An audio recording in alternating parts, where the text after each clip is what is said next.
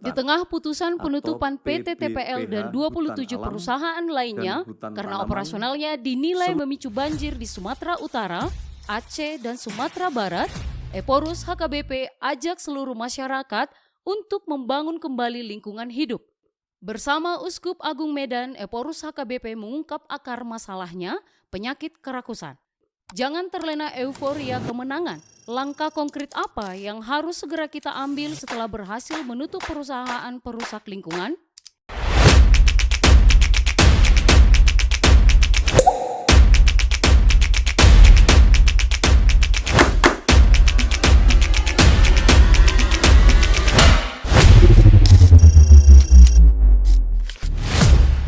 Di antara berbagai tantangan yang dihadapi dunia saat ini, perubahan iklim menjadi isu paling mendesak yang membayangi masa depan bumi. Realitas ini menjadi fokus utama dalam pertemuan ekumenis antara Eporus HKBP, Pendeta Dr. Victor Tinambunan, dengan Uskup Agung Medan, Monsinyur Cornelius Sipayung, OFM Cap, beserta para pimpinan Tarekat Hidup Bakti di Pematang Siantar pada Senin 19 Januari 2026. Dalam forum ini, Eporus menyampaikan paparan bertajuk Merawat Ciptaan, Menghidupi Iman, merespon kondisi bumi yang disebutnya sedang mengalami demam serius akibat emisi karbon dan deforestasi.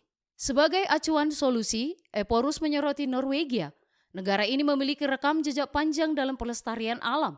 Sejak awal abad ke-20, Norwegia telah menerapkan manajemen hutan lestari yang ketat. Puncaknya pada tahun 2016, Parlemen Norwegia mencetak sejarah dengan menjadikan negaranya yang pertama di dunia berkomitmen pada kebijakan zero deforestation. Ini artinya pemerintah mereka melarang keras pengadaan barang publik yang rantai pasoknya berkontribusi pada perusakan hutan tropis dunia. Dampak dari kedisiplinan panjang ini sangat nyata. Saat ini, volume kayu di hutan Norwegia tercatat melipat ganda hingga 3 kali lipat dibandingkan 100 tahun lalu. Hutan yang terjaga tersebut kini menyerap 50% emisi karbon tahunan negara itu. Secara ekonomi, Norwegia membuktikan bahwa melarang deforestasi justru memicu lahirnya industri bioekonomi canggih dan pariwisata alam, bukan kemiskinan. Kontras dengan kesuksesan Norwegia, Eporus merefleksikan rentetan banjir dan tanah longsor yang terus-menerus menghantam wilayah Sumatera Utara, Sumatera Barat, dan Aceh. Menurutnya, musibah ini berakar dari praktik yang bertolak belakang dengan model Norwegia, penebangan liar masif dan alih fungsi lahan yang ugal-ugalan. Eporus menyebut ini sebagai dampak afluensa, penyakit kerakusan manusia yang mengorbankan alam. Menghadapi krisis ini, Eporus menegaskan bahwa merawat bumi adalah gerakan iman. Ia menawarkan konsep 5R yang harus dihidupi bersama. Repent, bertobat, reduce, mengurangi, reuse, menggunakan kembali, recycle, mendaur ulang, dan replant, menanam kembali. Seperti disiplin Norwegia yang mewajibkan penggantian setiap pohon yang ditebang. Eporus menutup paparannya dengan pesan teologis kuat, bahwa bumi bukan milik manusia untuk dihabiskan, melainkan titipan Tuhan yang harus dijaga dan diwariskan kepada generasi mendatang. Shalom pemirsa, kembali lagi bersama saya Anita Syanturi. Dan saya Financie Sihombing di edisi Surat Parsauran Immanuel Digital. Pemirsa, apa yang disampaikan Eporus HKBP tadi sangat relevan. Norwegia layak dijadikan model dunia bukan karena keajaiban, melainkan karena mereka visioner. Mereka memandang hutan sebagai tabungan masa depan yang menjamin kehidupan, bukan sekedar komoditas untuk keuntungan sesaat. Betul sekali. Namun, visi yang baik butuh eksekusi yang tegas. Di sini peran pemerintah menjadi kunci. Pemerintah harus berani menindak tegas oknum perusak lingkungan yang menebang pohon tidak sesuai peraturan perundang-undangan. Tidak boleh ada lagi pembiaran terhadap pelanggaran hukum yang merugikan banyak orang. Sepakat, jika ketegasan pemerintah bertemu dengan kesadaran masyarakat untuk melakukan pertobatan ekologis seperti gerakan 5R tadi, maka dampaknya akan luar biasa. Tapanuli tidak hanya akan terhindar dari bencana, tetapi menjadi kawasan yang terawat, bersih, dan asri. Dan lingkungan yang terawat itulah modal utama pariwisata. Wisatawan mencari keindahan dan kenyamanan. Jika Tapanuli terjaga, ia akan menjadi magnet pariwisata kelas dunia yang mensejahterakan masyarakatnya. Nah, Berbicara soal daya tarik Tapanuli yang memikat, ini terbukti nyata. Keindahan alam dan kekayaan budaya kita baru saja menarik perhatian industri perfilman nasional. Saat ini, Pariban Indomedia, salah satu production house film, sedang menggarap film berlatar belakang alam dan konteks budaya Batak. Judulnya Antara Mama, Cinta, dan Surga Bahasa Cinta No Mensen. Kerjasama ini ditandai dengan penandatanganan MOU antara Eporus HKBP dan produser Agustinus Sitorus di Jakarta pada tanggal 16 Januari lalu. Salah satu lokasi syuting film ini diambil di Tarutung, tepatnya di Gereja HKBP Dame Said Nihuta. Ini membuktikan bahwa situs sejarah dan alam kita memiliki nilai estetika tinggi yang layak tampil di layar lebar. Eporus menyebutnya sebagai wahana edukasi iman yang memvisualisasikan nilai keluarga Kristen Batak.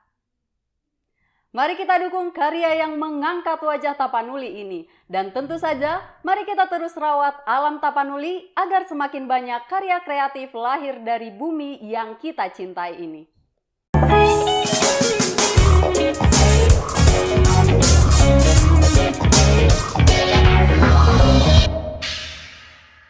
Kita awali dari Labuhan Batu Utara.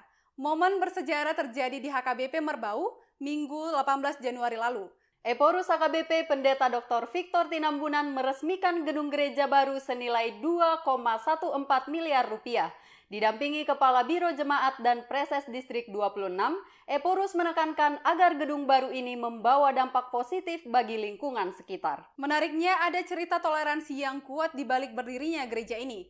Pimpinan jemaat Bivelfro Irma Sipayung mengungkapkan, lahan gereja ini adalah hibah seorang warga muslim bernama Raja Mansur pada tahun 1954.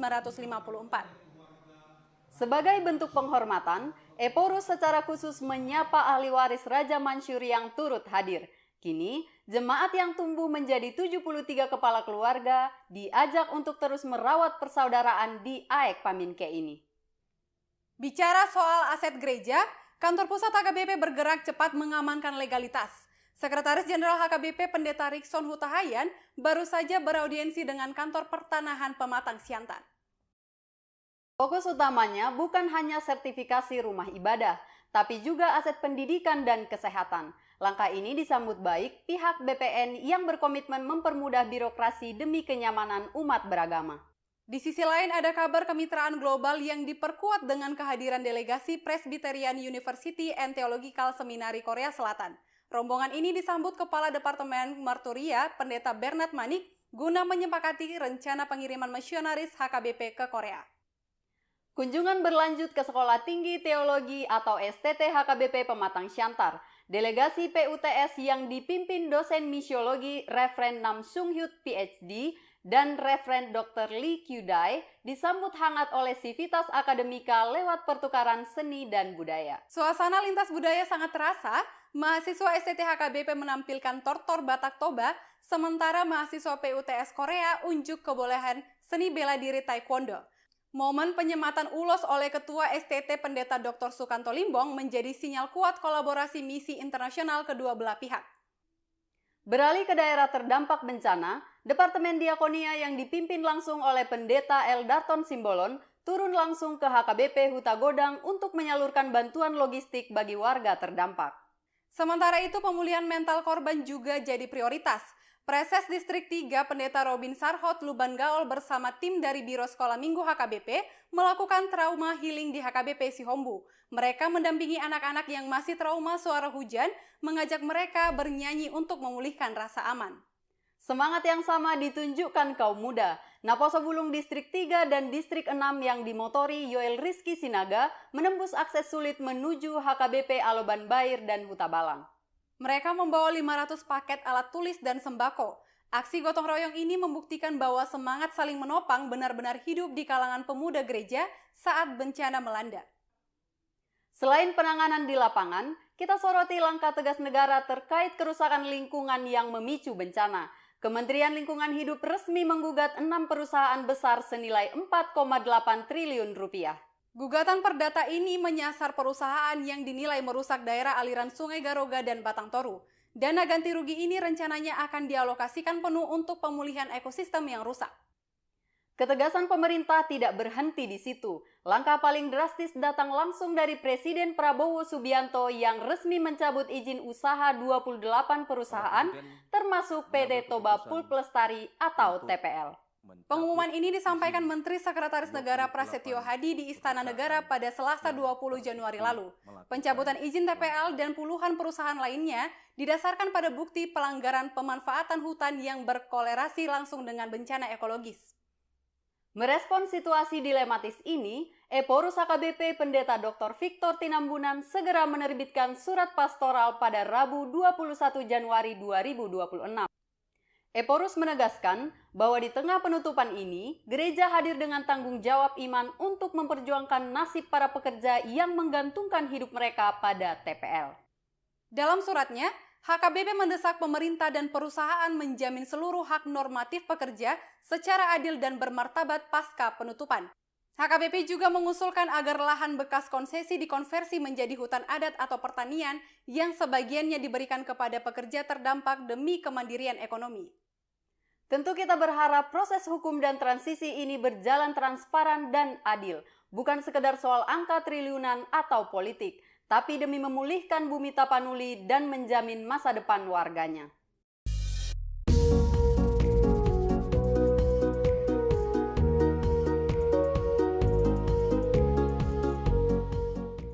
Shalom, saat ini kita tiba di puncak perjalanan tema bulan ini. Setelah melihat sumber keselamatan yang melimpah, cakupannya yang luas, dan kekayaan rohani yang melengkapi kita, semuanya itu kini bermuara pada satu hal yang paling dirindukan manusia, damai sejahtera. Namun, perhatikan baik-baik konteksnya. Damai sejahtera versi Alkitab bukanlah suasana hening tanpa masalah. Dalam Hagai pasal 2, bangsa Israel sedang berdiri di tengah puing-puing. Mereka membandingkan bait suci yang sedang mereka bangun dengan kemegahan masa lalu zaman Salomo, dan mereka merasa kecil hati. Mereka merasa apa yang mereka kerjakan tidak ada artinya. Di tengah perasaan gagal dan situasi minus itulah, suara Tuhan justru terdengar paling lantang. Di tempat ini, aku akan memberi damai sejahtera. Ini adalah benang merah yang sangat kuat. Damai sejahtera atau shalom tidak bergantung pada kemegahan fisik, kestabilan ekonomi, atau situasi yang sempurna. Damai itu hadir karena kehadiran Allah ada di sana. Tuhan menegaskan bahwa kemegahan rumah itu menjadi besar bukan karena emas dan perak, melainkan karena Tuhan semesta alam yang mengisinya. Rasul Paulus dalam Roma pasal 15 kemudian menarik benang ini ke dalam realita hubungan antar manusia. Jika Hagai berbicara tentang damai di tengah reruntuhan fisik, Paulus berbicara tentang damai di tengah perbedaan. Ia berdoa agar Allah sumber pengharapan memenuhkan kamu dengan segala sukacita dan damai sejahtera. Namun ada kuncinya, yaitu saling menerima. Paulus mendesak, terimalah satu sama lain, sama seperti Kristus juga telah menerima kita. Jadi, arah khotbah minggu ini harus menegaskan bahwa damai sejahtera tidak turun di ruang hampa. Ia tumbuh subur ketika kita berhenti membanding-bandingkan masa lalu seperti di Hagai dan mulai menerima sesama kita di masa kini, seperti di Roma. Inilah kesimpulan besar tema Januari. Allah mengasihi manusia dengan memberikan keselamatan, dan bukti nyata keselamatan itu adalah ketenangan batin di tengah guncangan dunia. Pengkhotbah harus meyakinkan jemaat, dunia boleh saja berguncang, seperti nubuatan Hagai tentang langit dan bumi yang goncang, tetapi orang percaya memiliki stabilitas. Kita memiliki damai bukan karena badai telah berlalu, tetapi karena nahkoda kita, Allah sumber pengharapan, ada di dalam perahu hidup kita. Amin. Nah, kita punya segmen trivia menarik nih. Ini adalah suasana kegiatan trauma healing kepada anak sekolah minggu yang dilakukan oleh Biro Sekolah Minggu. Ini dia tayangannya.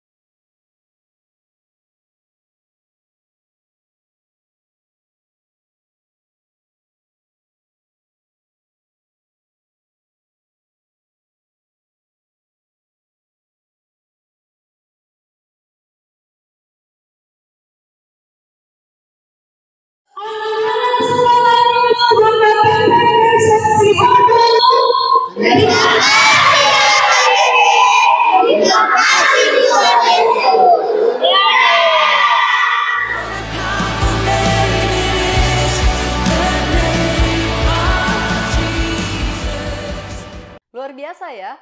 Meskipun di tengah keadaan sulit dan trauma yang menghantui, anak-anak sekolah minggu menyambut kegiatan ini dengan sukacita dan antusias. Pemirsa, sekarang saatnya kuis trivia. Pertanyaannya adalah, apa harapan Anda setelah mendengar berita bahwa pemerintah telah resmi mencabut izin PT TPL? Jawaban terbaik akan kami umumkan di edisi berikutnya. Nah sekarang, kami akan mengumumkan pemenang di edisi lalu. Selamat kepada yang namanya tertera di layar. Demikianlah perjumpaan kita hari ini. Semoga seluruh liputan dan informasi yang kami sampaikan dapat menambah wawasan kita serta menguatkan iman kita. Saya Anita Sianturi. Dan saya Financie Sihombing. Sampai jumpa di episode selanjutnya. Tuhan memberkati. Horas.